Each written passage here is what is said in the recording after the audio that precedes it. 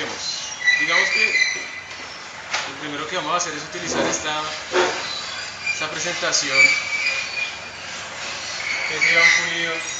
A ver si esto reacciona.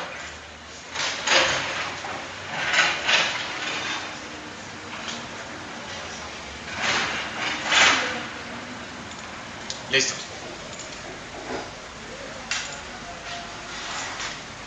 Pero son los conceptos básicos que ustedes, si vieron el videito, pues más o menos no se van a sentir tan perdidos. La idea es que ustedes se están dando cuenta ahorita que cuando corren cosas, las cosas llega un momento que se van a demorar, ¿sí? Cuando ustedes aumentan la matriz de 8000 o de 4000 incluso, dependiendo de la máquina, se les está demorando un montón, que lo máximo que pueden hacer es ponerle por bloques, porque han visto que con la técnica de bloques la cosa ha mejorado, ¿cierto?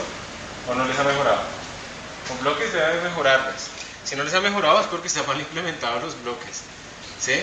Obviamente no todos los bloques sirven, pero si ustedes van aumentando el tamaño del bloque en algún momento la cosa tiene que funcionar muy bien y luego tiene que volver a ser mala, ¿sí? Esas son como las técnicas de optimización serial que ustedes pueden utilizar, pero también se han dado cuenta que tienen que correr para esta matriz, con esta bandera, para esta matriz, con otro tamaño, con esta otra bandera, y hacerlo varias veces y con otros tamaños, que tienen que hacer muchas cosas, ¿no? Entonces deben estar un poco saturados con eso. La idea es que llega un momento en el que ustedes tienen estos programas y ustedes ya necesitan optimizar, y si necesitan optimizar ya tienen que pasar a la otra escala. Digamos que lo serial ya no es más rápido, entonces ahora lo que tienen que hacer es paralelizar. Entonces vamos a ver algunos conceptos rápidos de la paralelización, que es básicamente cómo distribuir el cálculo. Imagínense que ustedes no quieren hacer la simulación de una matriz de 8192 en estas máquinas que todavía cabe, sino que quieren hacer la simulación de una matriz de 80.192. Y ustedes calculan eso, probablemente ya no cabe en la memoria RAM de estos computadores. Pero eso es lo que ustedes tienen que hacer, ¿sí? Su tesis está ahí, ustedes tienen que hacer la simulación de esa matriz gigantesca. Entonces, en ese caso, lo que ustedes tienen que hacer es empezar a distribuir esa tarea en diferentes computadores.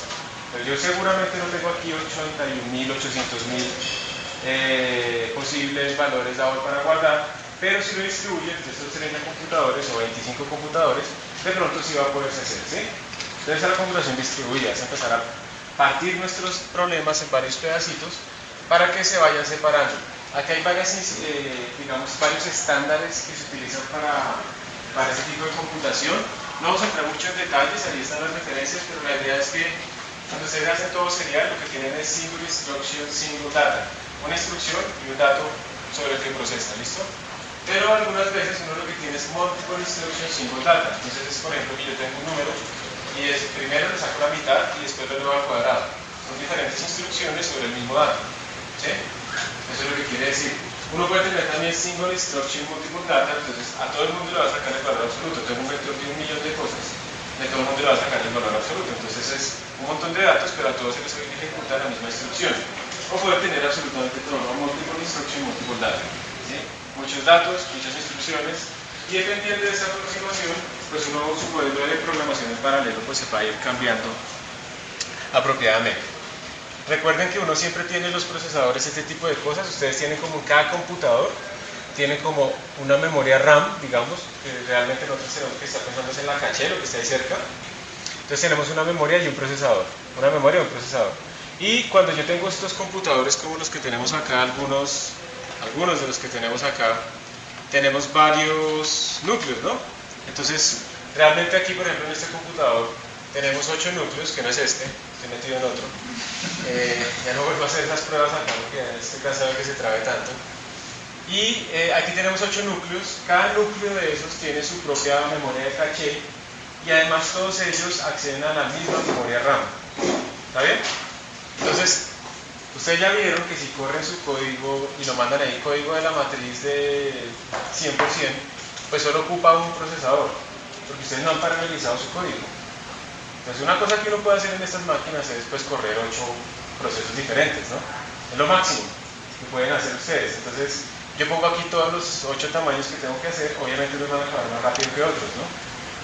¿Listo? Pero eso es un problema que, digamos, se llama un problema trivialmente paralelizable. Digamos, yo tengo que ejecutar 1000 procesos y esos 1000 procesos todos son independientes. Pues entonces pongo a correrlos de a 8 en 8 y que vayan andando. Es una paralelización falsa, ¿sí? porque realmente cada proceso es serial. Pero como tengo tantos que hacer, pues lo que hago es mandarlos todos. Eso se llama, también se le llama una granja de tareas. Es la forma más fácil de paralelizar y hay varias herramientas. Si ustedes se dan cuenta, si digamos hiciéramos 8 corridas acá, pues se llenan los 8 núcleos rápidamente, pero si son diferentes tamaños, pues va a acabar más rápido el de 100% que el de 8192 por 8192, ¿sí o no? Entonces lo que uno va a tener es que varios de esos procesadores se van a quedar esperando como haciendo nada. Yo no quisiera como que siempre estuvieran trabajando, ¿cierto? Que siempre estuviera al 100%, entonces tan pronto se acaba una de las tareas, se metiera a la siguiente, de mis 1000 tareas, ¿cierto? Eso será lo ideal. Y a medida que se acaba cada una, entra la otra. Hay herramientas para hacer eso. En los clusters, las herramientas que manejan los recursos hacen eso automáticamente, pero ustedes también podrían acceder a algo así acá, por si acaso. Yo no sé si está instalado acá. Así, no sé si yo lo tengo instalado. Se llama Parallel. Y con Parallel, miren la magia que uno puede hacer. Digamos que yo voy a hacer primero lo siguiente. Voy a escribir, hay un programa que se llama Yes, que repite lo que uno le diga al frente. Digamos, yo le digo Yes, Yes, y él empieza a escribir Yes, ¿sí? Como loco, ¿listo? ¿Por cuánto tiempo? Hasta que uno lo mata. ¿Qué utilidad tiene eso? ¿Ah? ¿Para qué sirve?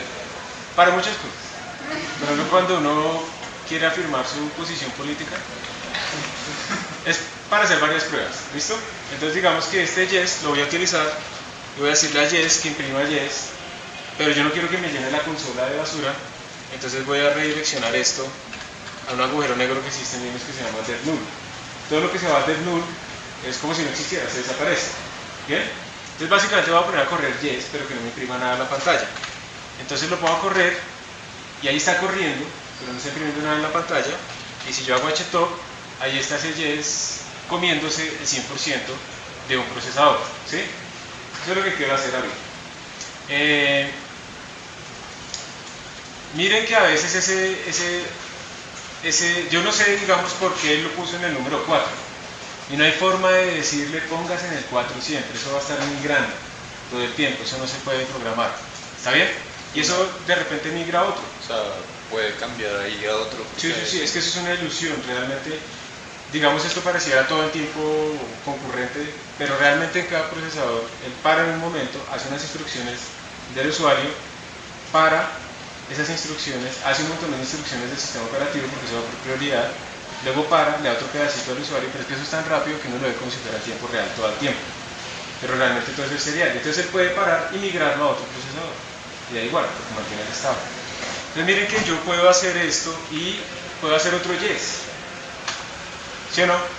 Tiene otro feed, otro process ID que está ahí. Y ahora tengo dos Yes que están corriendo en dos procesadores diferentes. ¿Sí? Haciendo nada.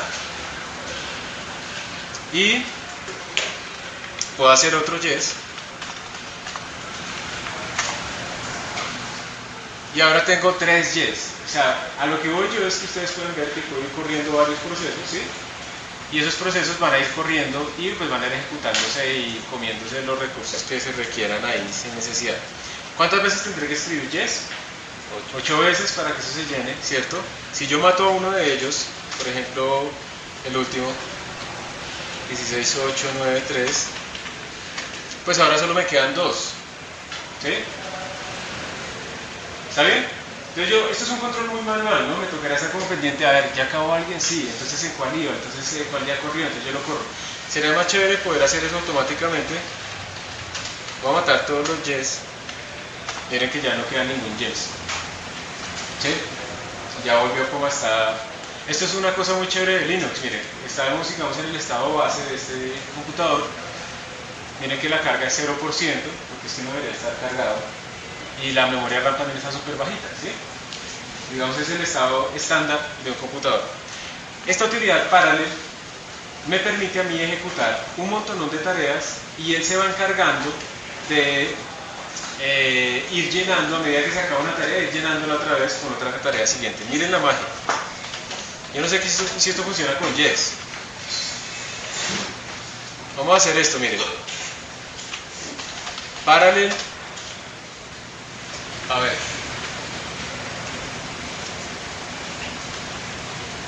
Hagamos un ejemplo sencillo más bien. Vamos a hacer esto. Parallel tiene una sintaxis rara.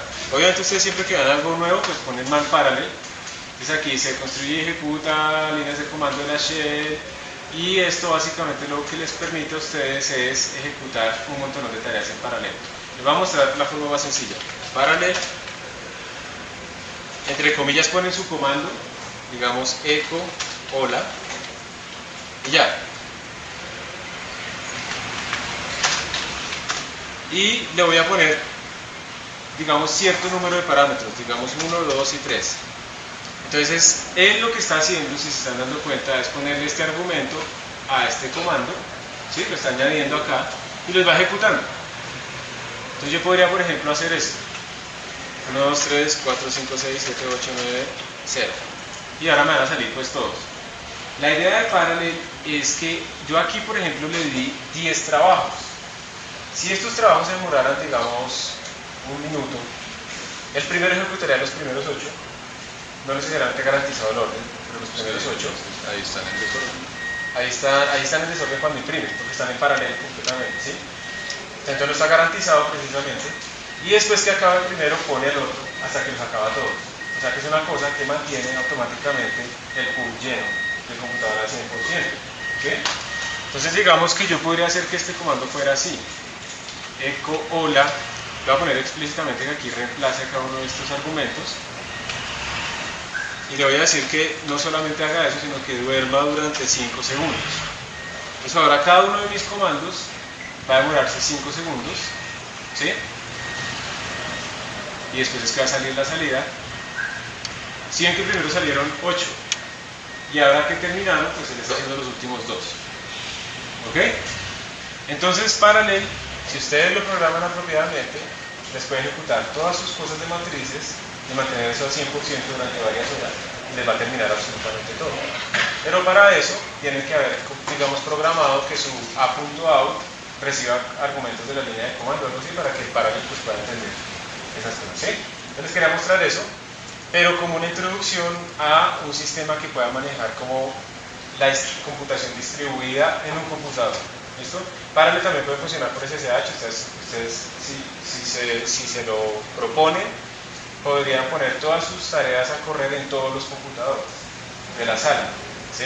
Y ahí acabaría rapidísimo el proyecto, ¿cierto?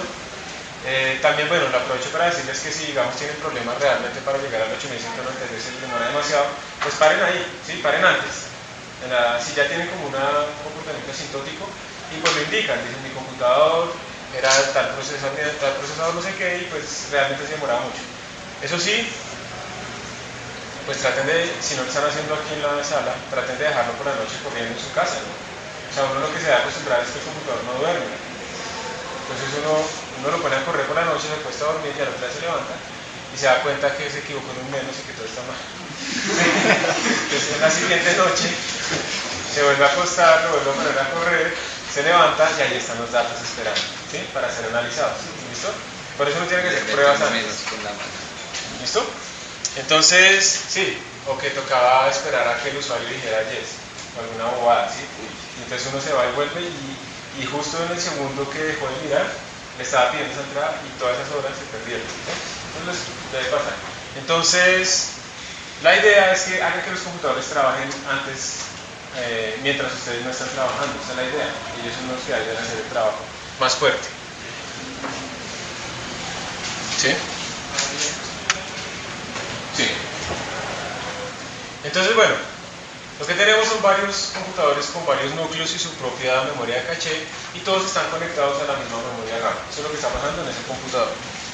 Entonces, ¿para qué sirve todo esto? Básicamente es porque ustedes hay problemas que no pueden representar en un simple computador. Ustedes ahorita están haciendo cosas muy sencillas, la mayoría de sus programas son sencillos, pero puede llegar un momento en que ustedes quieran hacer la simulación ya de una cosa de gran escala, del clima, de esas teorías raras de QCD que requieren matrices gigantescas, ¿sí? En donde digamos una matriz requiere 64 GB de memoria RAM y eso no existe en estas máquinas, ¿sí? Entonces, ¿qué toca hacer? No, y eso es pequeño, o sea, matrices de Big Data de 100 GB o 200 GB. Entonces, eso no se puede hacer en un computador de estos, ¿sí? Y si se pone a hacer swapping, pues nunca va a acabar. Entonces, lo mejor es partir ese problema en pedazos y distribuirlo en diferentes computadores, ¿sí? Entonces, para cambiar la escala, ¿listo? Quieren hacer una simulación de la Vía Láctea con de n cuerpos y metiéndole 1 millón de estrellas. Tiene que hacer el cálculo súbito, ¿sí? O sea, no hay forma de hacerlo realmente eficientemente en estos computadores locales. Uno lo que tiene, normalmente, digamos que los programadores se volvieron un poco perezosos. Ustedes lo ven cuando crezcan más y les toque pagar impuestos y deben entrar a la página de la DIAN. Y vaina lenta. Y uno dice, pero estos no les pagan, ya hacen una cosa que es lento. O cuando uno va a escribir en algunos sistemas de información, no voy a decir más, y es lento. Y consultando la base de datos, pues bueno, uno también entiende que hay unos bottlenecks ahí graves. Pero la idea era esta, se llama la ley de Moore. Y era que más o menos cada 2 años se duplicaba el número de transistores en los procesadores, o sea que básicamente cada 2 años los procesadores eran más rápidos. Entonces la gente decía, yo lo que me preocupo en programar eficiente, si en 2 años pues el procesador va a ser el doble de rápido. Si mi código ahorita es la mitad de lento, pues en 2 años ya es bien, ¿sí? Porque el hardware mejoraba, pero eso empezó a llegar a unos límites físicos de temperatura, de potencia y de costo. Entonces ahí ya no se pudo seguir aumentando arbitrariamente. Si ustedes se dan cuenta, ahorita los procesadores ya no son, o sea, lo que se llegó máximo era 4 GHz, 3.5 GHz, y después uno empezó a ver que empezaron como a bajar a 2.5. Entonces, ahorita los procesadores de 2.5 GHz realmente son más rápidos y más eficientes que los computadores de hace 5 años de 4 GHz. O sea, esa no es la única medida. También hay que tener otras medidas, como por ejemplo cuánto es el performance por watt de potencia, porque eso también implica costos, ¿sí? Entonces empiezan a entrar otras métricas y ahora lo que pasó fue que como no podían crecer el número de procesadores, digamos la velocidad de procesamiento de cada CPU, se pusieron varios cores dentro de cada computador. Entonces por eso es que tenemos este caso, ¿no? Este man ya no tiene pues un procesador de 40 GHz, sino que tiene 8 procesadores de 3.2, ¿sí? Y eso implicó entonces que hay que empezar a programar en paralelo. Y aunque se lleva como 30 años tratando de pensar en la paralelización automática, o sea, que yo mande un código serial y eso se paralelice mágicamente, eso no se puede resolver. Y eso implica que ustedes tienen que pensar, tienen que cambiar su modo de programar para programar en paralelo. O sea, en este momento no hay forma de que la paralelización sea automática. Y lo que se ha tratado de hacer es que sea un poquito más fácil. Hay varios paradigmas que buscan que eso sea más sencillo para ustedes. Eso se usa en todo lado, obviamente la gente que hace computación seria, pues como el CERN también, ¿sí? Para procesar esos terabytes de datos que producen por segundo y todo eso, pues todos tienen clústeres. La universidad creo que está armando un clúster relativamente decente para lo que hay en biología. Aquí se compró una vez un clúster, pero era un rack no más de esos, que tenía solo como un servidor metido, y ese servidor tenía como 20 núcleos nomás, y pues todo el mundo, costó un montón de plata, y eso al final, eso no sé ni siquiera en qué está el rollo, sí. De todas maneras no es una capacidad computacional apropiada para un departamento de física, o sea, se requiere algo mucho más grande, ¿sí? Lo que pasa es que meterse en eso no es tan sencillo, porque decir, yo armo un clúster aquí en la sala, y después toda esta vaina aprendida 100%, todo el mundo mandando un montón de programas, porque todo el mundo es agresivo, ¿no? Entonces llegan acá y ven el frontend, digamos, sumando estos procesadores, hay 100 procesadores, entonces uno pues manda 100 procesos. Pero eso, cada persona hace lo mismo y son 100 personas mandando a 100 procesos. Entonces toca empezar a repartir por prioridad, ¿no? Pero no por prioridad de quién es la vaca más sagrada o algo así, sino quién lleva más tiempo corriendo. El que lleva más tiempo hay que pararlo para ponerle a otros a que corra. O sea, hay que instalar un sistema de administración de recursos y hay que tener una persona que sepa de eso, haciéndolo todo el tiempo. Entonces, ¿de dónde sale el salario? Y además esto se empieza a calentar un montón, ¿no? Entonces hay que refrigerar y empiezan a fallar todos esos equipos que tienen 16 años. Entonces perdieron más núcleos. Entonces, eso implica un montón de costos, ¿sí? Entonces eso no es tan sencillo, pero hay que hacerlo en la universidad. Entonces, digamos, ¿cuál es la idea? La idea siempre de la paralelización es dividir y conquistarás. Partan sus problemas grandes en problemas pequeños, y eso les sirve a ustedes incluso para la vida. Si usted tiene un problema grave, partan en problemas pequeños, paralelícenselo, ¿sí? Para ver si lo pueden resolver más sencillo. Entonces ustedes tienen que sumar, digamos, n números, pero n es muy, muy grande. Dejen de pensar en n como 1 millón. no, es 1.000.000.000, ¿sí? Tienen que sumar eso. Y entonces ustedes pues lo que hacen es partirlo en los nodos para que cada nodo tenga un pedazo pequeñito. Entonces imagínense que es como acá, yo necesito que ustedes son los miembros del grupo, yo soy un profesor muy perezoso, entonces les voy a poner a sumar los números, 1.000.000.000, entonces lo que hago es dividir ese billón entre todos ustedes, y pues mano bien, alguno va a terminar más rápido que otro y cosas así, pero mano bien para realizar el problema, o sea, simplemente es distribuir la tarea. Esta tarea es muy sencilla porque es cierto que la suma de n números, pues si yo sumo del 1 al 1000, eso es independiente de cuánto me da la suma del 1001 a 2000, ¿cierto? Entonces es una tarea que es fácil de paralelizar y yo al final simplemente lo que hago es resumir, pedirle a todo cuánto le debo hacer, e ir sumando. Entonces miren que hay un paso de comunicación, o sea, hay primero un paso de división de tareas, yo digo a ustedes toca esto, todos empiezan a trabajar, entonces aquí hay una comunicación. Después cada uno trabaja, ¿cierto? Yo estoy esperando que termine. Después cada uno comunica de vuelta. La clave de la paralelización para que sea bien eficiente es que esta comunicación sea muy poquita, sea lo menor posible. Que haya una relación en que yo calculo muchísimo comparado con lo que me comunico, o sea, no hablar tanto. Que eso es difícil, ¿no? O sea, uno normalmente de trabajador colombiano llega y lo primero que hace es irse a tomar un tintico para ponerse a trabajar. Después, cosas así. Nos toca bajarle a eso, o sea, la programación en paralelo es trabaje mucho y hable poco. ¿Sí? Ya vamos a ver cómo se hace esa comunicación. Esa comunicación depende de la topología de la red, los grandes clusters que vieron ahorita tienen un montón de topologías raras de red para que esto sea lo más eficiente posible, ¿sí? La comunicación, que se tome muy poco tiempo. Entonces, bueno, ¿cómo se logra este tipo de cosas de paralelización? Se puede hacer en hardware, es decir, con realmente gente que programa cosas que hacen las tareas. Por ejemplo, las FPGAs. Eso cuesta mucho. Entonces aquí no lo vamos a hacer, ¿sí? Lo segundo es computación distribuida automática, eso realmente no existe, ¿sí? Es muy específica, muy complicado, eso realmente no pasa nada. A ustedes les toca pensar que es programar, son con extensiones. Entonces ustedes lo que van a aprender son dos extensiones del lenguaje C o C++, que son OpenMP, que es para computadores con varios núcleos, pero local, y MPI, que es para distribuir en varios computadores, que ya no es local. OpenMP es más fácil porque es su mismo código, usted le pone unas instrucciones y como que mágicamente se paraleliza, ¿sí? Entonces es sencillo para pensar. MPI es un poco más difícil porque ustedes tienen es como su código corriendo acá y el mismo código pero corriendo acá y el mismo código pero corriendo allá, o sea, realmente el código se duplica y ustedes tienen que pensar cómo hacen para que estos dos no hagan lo mismo y cómo se comunican entre ellos, ¿sí? Se vuelven como directores de orquesta. Pero es más poderosa. Porque yo con OpenMP estoy limitado a los recursos de esta máquina. Con MPI, pues yo tengo todas las máquinas disponibles. Entonces puedo tener 1 terabyte de memoria RAM, 1 petabyte de disco duro, es una cosa que uno no se imagina que realmente pueda acceder a que existe. Entonces, hay varias formas de hacerlo. OpenMP es la primera, que lo que hace es generar threads. Básicamente su código, su programa, genera como unos hijos muy livianos y cada uno hace una tarea. La clave en esto es que todos comparten la misma memoria, o sea, todos pueden ver la misma memoria RAM. Y ahí es donde está el problema de todo y la ventaja. La ventaja es que todos ven la memoria RAM, entonces yo puedo fácilmente decirle a usted, thread 0, usted accede a este pedazo del arreglo, thread 1 a este arreglo, a este pedazo y así, ¿cierto? El problema es cuando, digamos, dos de estos threads o más quieren como escribir en el mismo punto de la memoria. Porque entonces cuando llegan dos a escribir, aparece algo que se llama race condition, o sea, ¿cuál primero escribe? Los dos son muy decentes.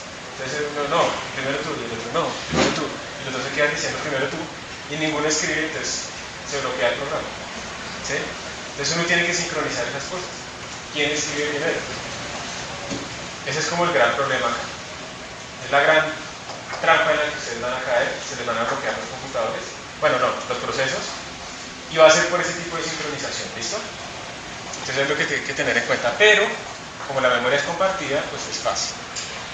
Este es un ejemplo de un programa en OpenMP, es muy sencillo, miren, es un Hello World, ahorita si quieren lo hacemos en C++, pero eso está en C. Eso de arriba es para imprimir a la pantalla, está la función main, está el printf, que es como el cout, y lo único que está diferente es ese pragma que aparece ahí, ¿cierto? Ese pragma que aparece ahí está diciendo es voy a activar OpenMP, la extensión OpenMP.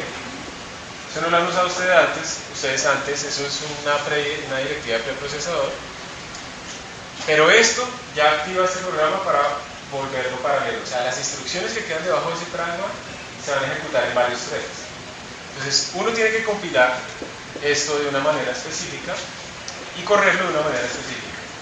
Y ya con eso paralelizó. O sea, ya, volvieron ustedes programados en paralelo. ¿Sí? ¿Les quieren hacerlo? ¿De una vez? ¿Quieren verlo? Hagámoslo. Entonces, abran su Emacs.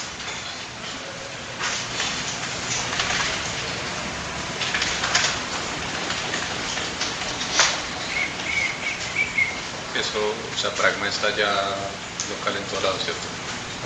O sea, eso no hay que descargar. No, eso, el compilador es el que lo detecta si lo soporta o no lo soporta.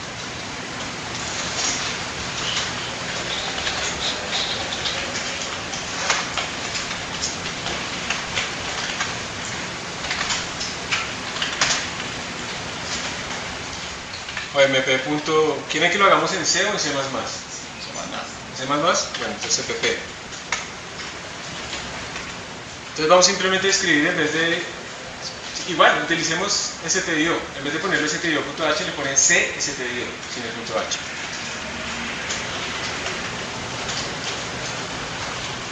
Entonces escriban ese código, por favor.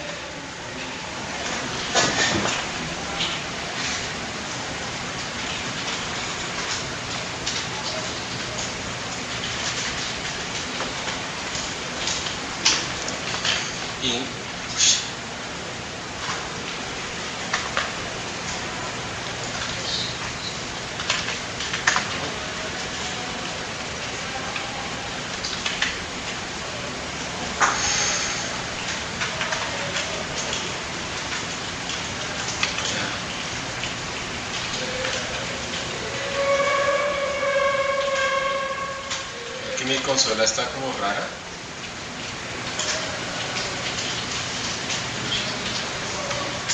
¿Van escribiendo ustedes? Esa presentación está ahí en la página de presentaciones. ¿Cómo es que hay que poner el stdio en C++? O sea, IOStream. ¿Esta? cstdio. Terminal. Ahí está.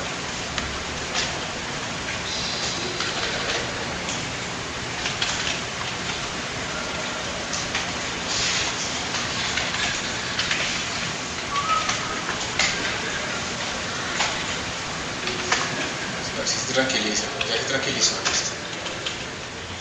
Entonces cstdio. ¿Qué más dice esto? Función main, in main, void,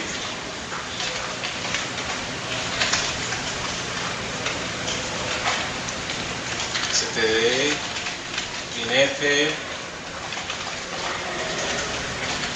hello world. Siempre hay que empezar por esto cuando uno arranca otra vez a aprender a programar, ¿no? Entonces 0, listo. Y aquí ponemos el pragma. Pragma OMP parallel. Esto lo que está diciendo es que lo que sigue después de la instrucción pues va a ser algo en paralelo. Es bueno ponerle como unos corchetes aquí para que quede realmente qué es lo que pertenece al pragma, ¿sí? No el return 0 y esas cosas. Y bueno, entonces miren un momento el tablero. Si yo lo compilo así, G++ omp.cpp, no active de ninguna manera OpenMP. Si yo ejecuto esta vaina, pues me sale un hello world, ¿sí? Ahora yo le voy a decir esto, menos F, no me acuerdo si es así. Sí, cuando hice esto, acabé de activar o de decirle que este código iba a tener unos pragmas de OpenMP, que por favor los activara, y miren que cuando lo corro ahora me sale la misma instrucción repetida 8 veces. ¿Por qué 8? Tenemos 8 núcleos, entonces por defecto utiliza los 8 núcleos en total. Si ustedes quieren cambiar, ustedes le pueden decir OMP num threads y le pongo, digamos, 4, le pongo a.out y lo ejecuto y ahora solo utilizo 4. Le pongo 16 y sale 16, pero esto ya no es en paralelo, ¿no? O sea, ya estoy utilizando más procesos que procesadores tengo, entonces no tiene mucho sentido. Pero con esto podemos controlar. Y ya este es su primer programa en paralelo, que hace Hello World 8 veces. No sabemos quién es quién, ¿cierto? No podemos controlar para distribuir tareas. Entonces cuando uno está programando en paralelo es muy importante saber quién es uno, ¿sí? Como siempre, si ven que la programación también aplica en la vida real, es muy importante saber quién es uno. Y entonces para saber quién es uno en un programa en paralelo, hay esta funcióncita que se llama OMP getThreadNum, que dice cuál es el número mío, ¿sí? Yo como thread, quién soy. Y con eso yo puedo decirle, thread 0 se le toca esta parte, thread 1 esta parte, etc. Después vamos a entrar allá, cuando ya veamos OpenMP. Y uno puede paralelizar muy fácil los for. Y eso es una vaina como mágica, porque uno le dice OMP parallel for, y él coge un for y lo paraleliza en varios threads. Y entonces, depende de lo que uno tenga dentro del for, eso va bien o va muy mal, ¿sí? Entonces vamos a ver todas esas cosas después. Pero eso es muy fácil, es muy fácil entrar a paralelizar en OpenMP. Entonces, ¿les dio? ¿Ah? Compilación. Así. Entonces la idea es que ustedes lo corran, voy a pausar. Ese fue un ejemplito rápido, vamos a seguir con la presentación. Hay otra tecnología que también vamos a aprender acá que se llama MPI, Message Passing Interface. Es básicamente para que ustedes aprendan a hablar entre los computadores, que sepan mandar mensajes y coordinar la comunicación entre ellos. Este es para memoria distribuida, eso quiere decir que estamos hablando como de diferentes nodos, diferentes computadores, y es lo que más se utiliza en High Performance Computing. Hay dos implementaciones. MPI es como una interfaz, precisamente como un estándar realmente, y hay diferentes implementaciones como esta en Pitch o OpenMPI, que es la que vamos a utilizar nosotros acá. Un ejemplo de ese programa es este que está aquí. Uy, este es un C viejísimo. Tiene que incluir pues esto para imprimir, pero tiene que incluir este encabezado. Lo vamos a instalar con Spark, ¿sí? El OpenMPI. Esto es para que la función main reciba argumentos. Esto es una forma muy vieja de escribirse, olvídenla. Pero lo importante de esto es lo que sigue acá. Se declaran dos enteros. Se inicia en PI. Si ustedes no hacen esto, no va a funcionar. Se inicia en PI con argc y con argv para que lea lo que uno le mandó en la línea de comandos. Después, uno tiene unas cosas que son como comunicadores. Uno puede decir, por ejemplo, este grupo de acá son los que van a imprimir al disco duro y ese grupo de allá son los que van a procesar, ¿sí? De pronto ellos son rapidísimos escribiendo el disco duro y ellos son rapidísimos procesando. Entonces los pone uno en diferentes comunicadores. Comunicadores, digamos, de escritura y comunicadores, digamos, de procesamiento. Hay un comunicador por defecto en donde está todo el mundo que se llama el API Common Word. Entonces eso es lo que quiere decir cuando uno habla de... Cuando aparece ese API Common Word, es básicamente donde está hablando a todo el mundo. Entonces todos los procesos de API tienen que tener esta estructura. Inicializar API, preguntar cuántos hay, o sea, esto le está diciendo a uno cuántos procesos estamos ejecutando, quién soy yo. Entonces aquí vamos, esto me vota 10 y aquí me vota 5, o sea, yo soy el 5 entre esos 10. ¿Está bien? Saber quién soy dentro de todos. Y luego acá se está imprimiendo el mensaje. Entonces miren que aquí se está diciendo hello desde el proceso tal de un total tal. Entonces básicamente aquí estamos generando pues un número dado de procesos y al final siempre hay que utilizar también este API Finalize. Esta es la estructura mínima que ustedes deben tener. Siempre debe existir esta primera parte para saber quién soy yo y cuántos hay, para inicializar API y para terminar API. Aquí adentro es donde viene toda la magia de todo lo que ustedes van a hacer en paralelo. Y recuerden que lo que estamos haciendo es que este código se está duplicando en diferentes sitios, pero resulta que cada proceso de esos va a tener un diferente valor de rango.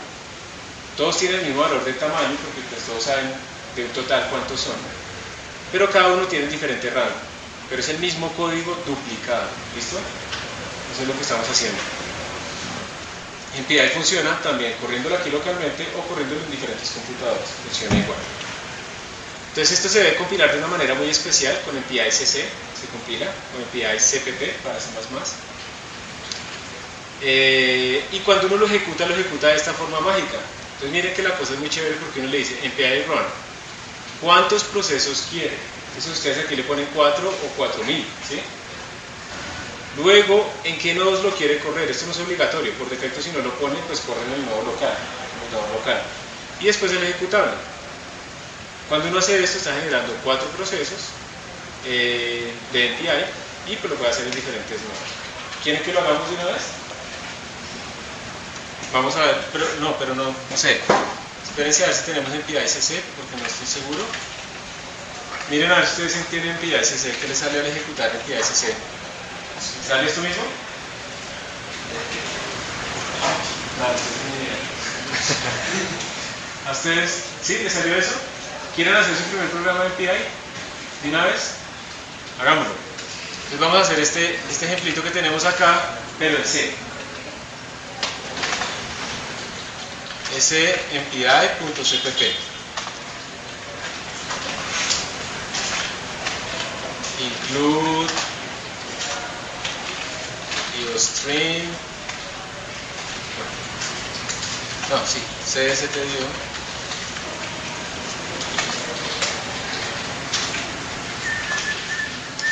Include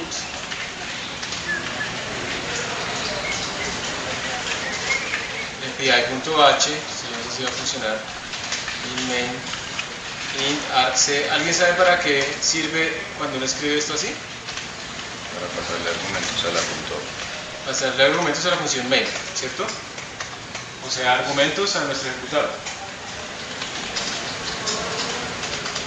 Return 0. Listo, esto todavía no es MPI. Vamos a preguntar int, rank y size. ¿Pero qué? Rank y size. Primero, inicializar MPI. MPI init y le mandamos argc y le mandamos argv. Obligatorio, no puede dejar de existir. ¿Argv va con int o con char? Gracias. Gracias. Finalize, ¿sí? Y la idea es que esto es lo que siempre tiene que haber. Yo aquí con esta llamada de función sé quién soy, perdón, sé cuántos hay y con esa sé quién soy. Entonces lo vamos a hacer. MPI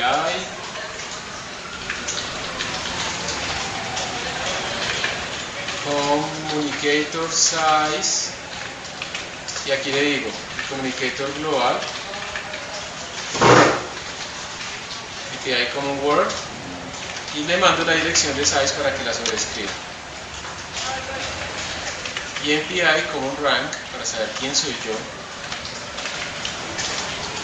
y le mando el rango.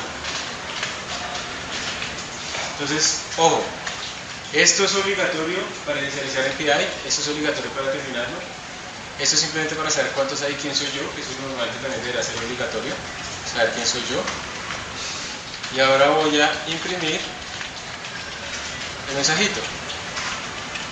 Hello from process porcentaje de of porcentaje de slash n rango y tamaño.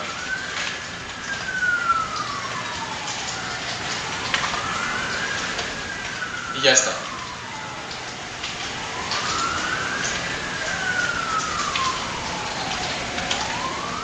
Entonces, obviamente si yo trato, miren, paren un momento y miren, si yo trato de compilar eso así, que más nada en PI, pues eso me va a botar un montón de problemas acá. ¿Se acuerdan? ¿Alguien recuerda qué significaba esto? ¿Qué error era? O sea, ¿quién está llorando acá? ¿O cómo se arreglaba esto? Cuando salía undefined reference, no sé qué cosas. Eso era algo llamado linker. Me está diciendo que hay unas funciones que estamos utilizando que él no tiene ni idea de qué es lo que hacen, ¿sí? Y miren esas funciones, ¿no? MPI, intracommunication, create group, no sé qué, ni idea. Eso es de MPI, ¿sí? Por lo tanto llamamos al finalize o al init. Voy a ir al primer error. Aquí está undefined reference to MPI init. O sea, básicamente nos toca linkear con MPI, ¿cierto? Eso es lo que está diciendo. Entonces, para ahorrarle uno la vida, pues hacérsela más fácil y no ponerse uno a buscar el -l, MPI, y ahí disminuyó, pero faltan otras cosas, ¿no? Entonces toca buscar otras librerías con ese tipo de información. Para evitar eso es que se creó este wrapper llamado MPI C++. Es como G++. Si yo hago esto, compiló. Si yo miro el manual, MPI C++,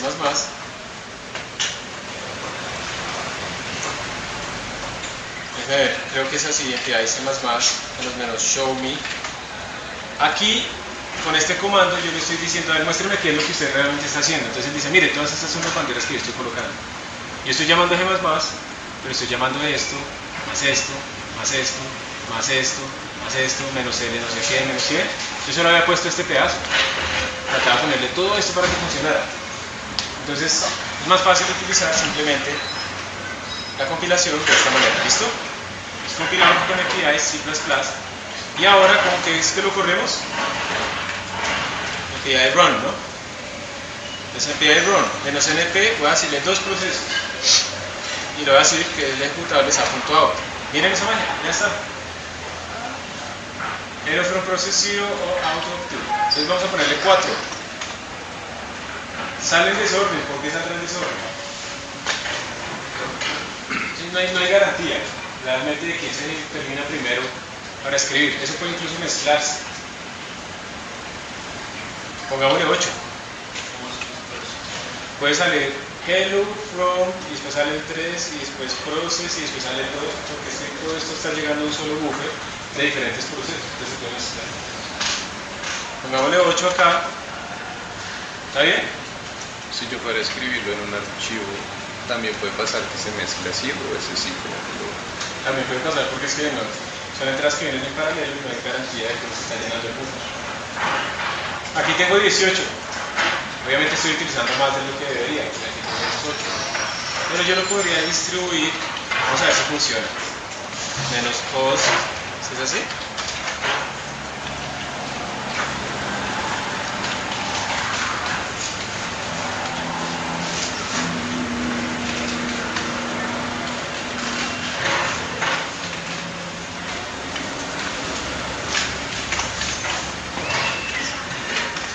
Aquí estoy tratando de mandarlo a dos computadores diferentes.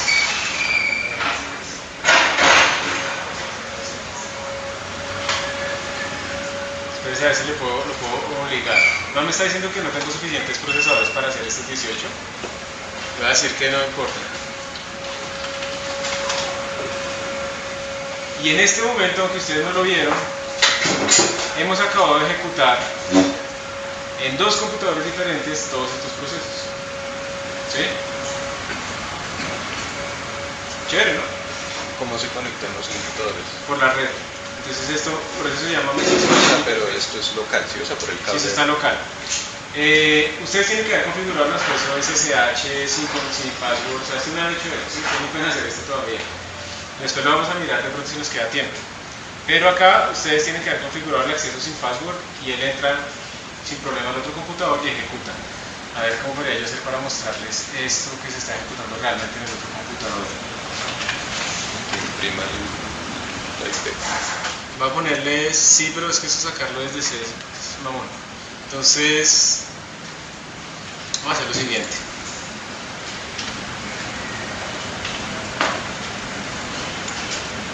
Esto es una tontería lo que estoy haciendo.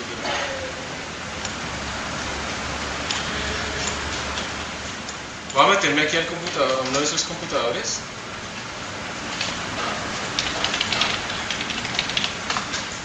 Voy a poner htop. Ahí alguien está corriendo cosas porque es el computador de allá.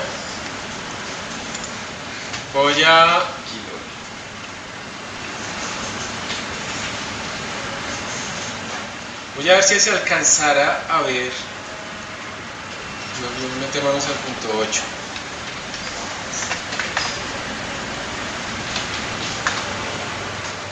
Listo. Se supone que aquí no hay nada, ¿no? Entonces miren. Observen. Para que me crean. Yo estoy en el punto 9. Y estoy ejecutando esto en el punto 2 y el punto 8. Este es el htop del punto 8. Este programa de Hello World realmente no hace mucho. ¿Está bien? Pero vamos a ver si se alcanza a detectar cuando yo me meta aquí abajo. Entonces le voy a dar enter y ustedes miren, quédense mirando abajo a ver si aparece por ahí un Loquendo o alguna cosa rara. Sí, yo no lo vi. Sí, está ahí. Ah, sí. ¿Sí? Sí, ya abajo. Ahí va. Como en la mitad. 12:45. ¿Sí? Sí. Ok. Ah, ya, yo estaba mirando al lado derecho y aparecía el apuntado, pero en los usuarios. Ahorita aparezco con htop, pero no aparezco con el apuntado, ¿no? Hagamos que este código haga algo más interesante. Digamos que haga aquí un for.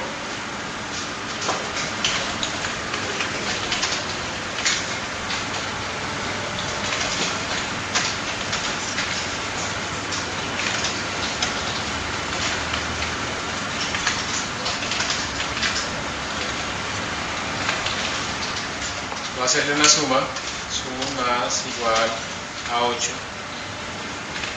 y aquí le voy a decir que lo imprima.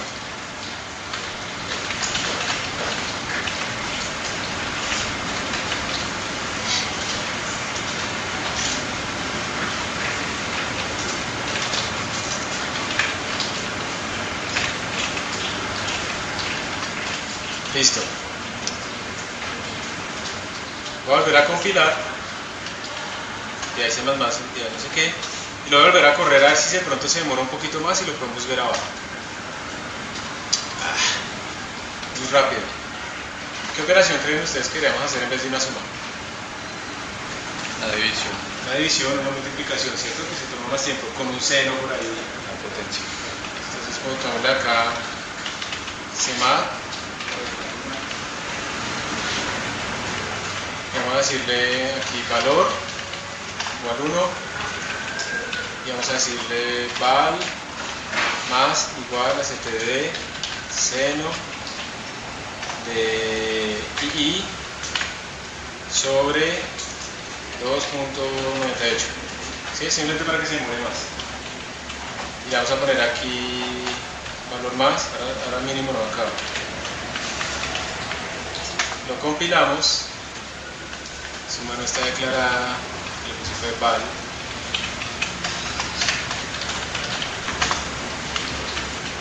Lo corremos, a ver si ahora sí.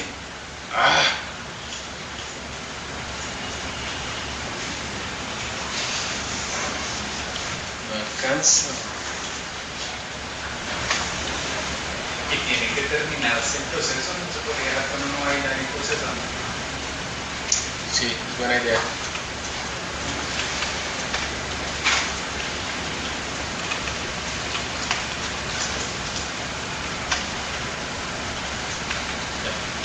Mientras uno, ¿no? Mientras true. Solución muy buena. Voy a compilar. Y ahora sí está tapado. Y miren que ahora sí estoy ahí. ¿Sí ven? Entonces se quedó, ¿no? Muy bien, gracias por la sugerencia. Pero miren que claramente yo estoy en un nodo y estoy ejecutando en otro lado. Y se está duplicando completamente mi programa. Entonces esta es la idea de programar en MPI. ¿Listo? Bien. Y después ustedes van a ver otras funciones muy útiles, las más importantes, estos broadcasts, estos reduce, Broadcast es como para mandar información para todo el mundo y el Reviews es como para pedirle a todos sus resultados y producirlos con una operación de sumo o algo así. Entonces es como, mando como la misma información diferente a todos y después reducir es como coger un vector de resultados y reducirlo en dimensionalidad a un resultado más. ¿Sí? Estamos haciendo ahí realmente. También hay gente que programa, o también hay digamos otra aproximación que es programar en las tarjetas gráficas. Ustedes no sé si han escuchado eso, programar en CUDA y cosas así, o en OpenCL, ese tipo de cosas. Eso no lo vamos a ver, no tenemos suficientes tarjetas tampoco y realmente es mucho más especializado, pero hay un montón de cursos de los que pueden aprender ustedes. Para programar en CUDA, en todo esto de la programación en paralelo hay que pensar de nuevo cómo programar. Esto más o menos es la arquitectura de una GPU, entonces básicamente lo que tiene es un montón de procesadores alineados y usted lo que tiene que pensar es cómo hago para mandarles un montón de datos para que hagan rápidamente la información.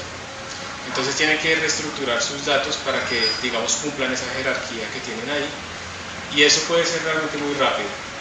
Es muy importante también pensar que no todos los programas van a ser supremamente rápidos solo por paralelizarlos. En los programas normalmente hay algo que se llama la ley de Amdahl, que es básicamente ustedes tienen una parte que es paralelizable y otra parte que es serial intrínseca, o sea que no pueden quitar. Ustedes lo que esperan es que si un programa es muy paralelizable, el 90% es paralelizable, pues entonces se va a negociar mucho de ser paralelizado, ¿cierto? Pero si su programa solamente es paralelizable en el 5% de la computación y el resto es serial, pues por mucho que lo paralelicen, lo máximo que van a ganar es reducir el 5% del tiempo. ¿Sí? O sea, dejarlo el 95% de lo que tienen antes, o sea, no vale la pena. La ley de Amdahl lo que muestra es eso, que es la proporción paralelizable, n es el número de procesadores, 1 menos p pues es la porción serial, ¿sí? Nos está dando una proporción acá. Si es muy paralelizable, a medida que ustedes aumentan el número de procesadores, pues la aceleración es muy grande, pero si es poco paralelizable, la aceleración es muy poca. Entonces tienen que tener en cuenta ustedes mirar, básicamente es así. Ustedes hacen el profiling y encuentran que el 80% está metido en esta función. Si esa función es paralelizable, es muy buena, porque el 80% es paralelizable. Pero si les da que el 80% está en una función que es serial, pues no van a ganar mucho por paralelizarlo, ¿verdad? Y ese es el punto. Siempre hay que medir. Y pues bueno, cuando uno por ejemplo hace el cálculo de pi, eso es un ejercicio que vamos a hacer, el cálculo de pi con una suma, una integral, y uno lo hace paralelo con 8 procesos, le da mucho más rápido y uno básicamente usando OpenMP puede tener un speed up de 7 veces, un orden de magnitud. El código se demora 10 veces menos calculando lo mismo. Y si uno le pone más procesadores y eso escala apropiadamente, pues es mejor. Ya vamos a hablar del escalamiento. Por ejemplo, si uno utiliza GPUs bien hechas, uno puede tener escalamientos de 100 veces más rápido, ¿sí? Eso es una cosa impresionante. Una vaina que se demoraba 100 días, ahora se demora un día. Estamos hablando de pasar de 3 meses a un día, ¿sí? Y al mismo dato, entonces es muy grande beneficio.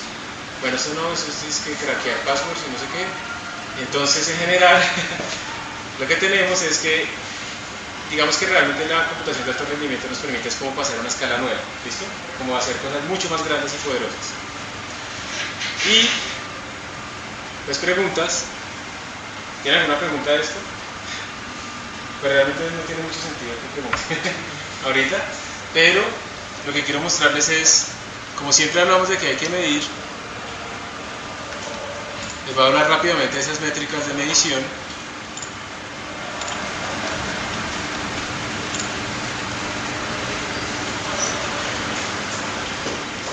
Hay que medir siempre. Entonces aquí hay algunos conceptos rápidos que también están explicados. No sé si se dieron cuenta que ese logo es el mismo del video. Ellos tienen un curso que ustedes pueden hacer, que es basado en un máster que ellos tienen. El ICTP también tiene un máster ahorita en Performance Computing. No es fácil entrar, pero no es imposible. Y esa gente también de la Universidad de Edimburgo pues también tiene un programa. Y si ustedes presentan ahí un examen que ellos hacen en la página web y saben más o menos de qué están hablando y lo pasan, ellos les dan a ustedes 300.000 horas de acceso, digamos, al clúster de la Universidad de Edimburgo para que hagan sus simulaciones, ¿sí? Entonces es una cosa muy buena. Pero obviamente uno tiene que haber ya preparado algo, ¿no? No puede llegar ahí, paso eso y después, hello world, 8.000 núcleos, ¿sí? Entonces hay que haberse entrenado en cómo hacer cómo mandar, por ejemplo, trabajos. Ahí ya no es tan sencillo como meterse y correr cosas. Hay un sistema de colas, entonces uno tiene que escribir unos scripts para que esos scripts pidan los recursos, corran durante cierto tiempo y entonces uno tiene que aprender. Eso que vimos de SPAC Load o Module Load se utiliza ya todo el tiempo. Entonces, digamos, están medio preparados, pero todavía faltan algún tipo de cosas para hacer. Entonces, la idea primero, lo que quiero que quede acá claro es esto de la división, cómo se descompone una tarea y luego cómo medir. Entonces digamos que ustedes tienen una tarea muy grande, lo primero que deben hacer es cómo descompongo esta tarea tan grande en pedazos pequeños que puedan hacer cada uno de los nodos. Digamos acá, quieren calcular algo, no sé, el clima en Gran Bretaña, que es un problema bien difícil, y entonces llegan y dicen, bueno, yo lo que puedo hacer es descomponer Gran Bretaña en esos pedazos porque un solo computador no puede manejar toda esa información de todos esos sensores. Y cuando lo descompongo, pues ahí viene la pregunta es, ¿qué tan grande debe ser esa descomposición? Que se parece más o menos a lo que ustedes estaban haciendo con los blockings, en el blocking. ¿Qué tan grande debe ser? ¿Cuál es el óptimo? ¿Cierto? Si es muy chiquito, necesito muchísimos nodos. Y no tengo eso. Si es muy grande, pues estoy casi volviéndolo serial, ¿sí? Entonces debe haber un óptimo por ahí. Entonces la idea es, ¿cuál es el óptimo? Porque acá cuando es muy grande, realmente casi no está paralizado, y aquí cuando es muy chiquito tengo muchísimos nodos y todavía se están hablando mucho, entonces la comunicación domina y eso no es bueno. Entonces hay que pensar bien esos óptimos.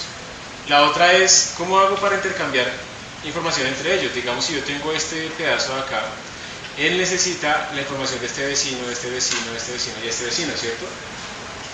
Entonces lo que uno tiene que hacer es como extender un poco sus dominios para duplicar lo del vecino. Entonces uno solamente comparte esa información de los vecinos, porque no tiene sentido, digamos, que yo comparta toda mi matriz con todo el mundo, siendo que yo solamente debería compartir esta parte de arriba mía solamente con este que está encima mío, ¿sí o no? Esta parte de la derecha mía solamente con el que está a la derecha mía, o sea, minimizar la comunicación. Entonces se utilizan estas técnicas de hacer como unos halos para compartir, pero aquí también viene otra cosa, digamos que yo quiero aquí estimar, no sé, cualquier cosa de la Gioconda acá, y entonces de nuevo lo divido, pero digamos que quiero calcular como el valor del píxel promedio. Miren que por ejemplo acá tengo como muy pocos cambios, ¿no? En esta zona, o por acá, ¿cierto? En cambio hay zonas como esta en donde hay muchísimos cambios. Entonces, ¿cuál procesador acabará primero? Como este, ¿no? Y se queda esperando mientras este termina.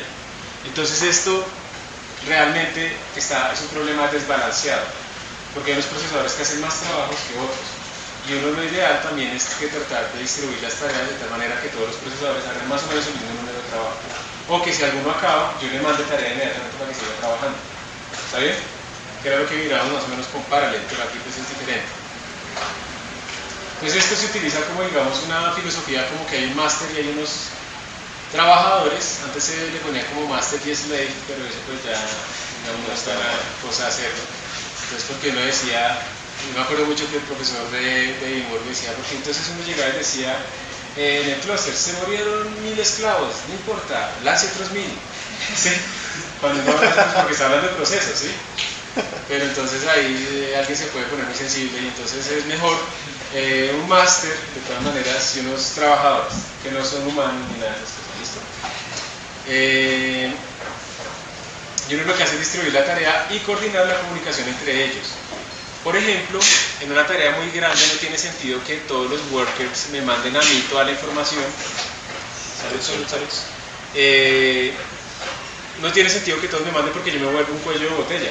De pronto es mejor volverlo como que ellos dos se hablen y hagan un trabajo interno y me envíen solo ese resultado, estos se hablen, trabajo interno y cosas así. O sea, hay que pensar mucho en la comunicación para que sea eficiente. Cuando uno tiene ese tipo de tareas, pues piensa en la comunicación y también qué pasa si se muere un worker, ¿sí? Se muere ese proceso, se trabó. Llegó un estudiante acá y despichó el power acá y mató el computador.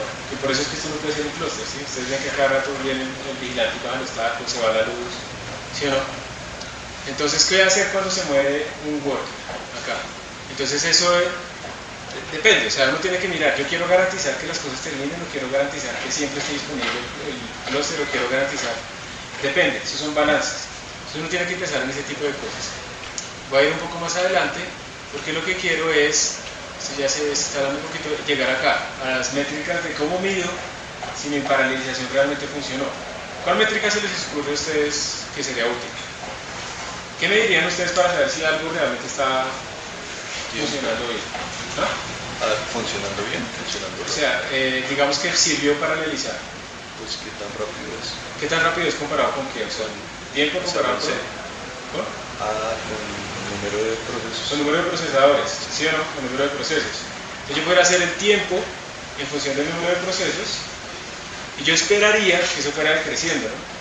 Si yo pongo más procesos, pues eso va creciendo. ¿Será que decrece hasta a cero? No, porque hay una parte serial, ¿se acuerdan? Hay una parte de comunicación. Si yo pongo muchos procesadores, se tiene que comunicar mucho. Entonces eso tiene un óptimo también. Entonces eso no va a crecer tanto. Y digamos que esa métrica tiene un problema, que es que el tiempo en el vertical tiene unidades. Y si yo pongo eso en otro computador que sea más rápido, ese tiempo, esa curva va a bajar. Pero el comportamiento fundamental es el mismo, ¿sí o no? Entonces, ¿cómo hacemos para quitarle unidades? Dividir por el tiempo que me gastaba serial. Y eso se llama el speed up. ¿Cuánto es el tiempo serial comparado con el tiempo paralelo? Entonces, ¿qué esperaría uno? Si yo tengo el tiempo serial comparado con el tiempo con dos procesadores, yo esperaría que eso fuera el doble, ¿cierto? O sea, que mantuviera la proporción de procesadores respecto al tiempo. Si tengo el tiempo serial dividido por el tiempo que me demoro con 4 procesadores, ¿qué esperaría que me diera eso? 4. ¿Sí? O al revés, entonces iría creciendo. Estoy haciendo tiempo serial sobre tiempo paralelo. Entonces eso sería una recta que va como creciendo así. Eso es el ideal. Lo que uno encuentra es que eso nunca da así. Eso da así y luego se satura. ¿Listo? Entonces, pero esa es la primera métrica que se llama el speed up. Entonces miren, el speed up, que aquí dice es el tamaño del sistema y el número de procesadores, depende de las dos cosas, ¿no? Si yo aumento el tamaño también el tiempo va a cambiar, ¿no? Entonces el speed up es tiempo para un solo procesador comparado con el tiempo para P procesadores.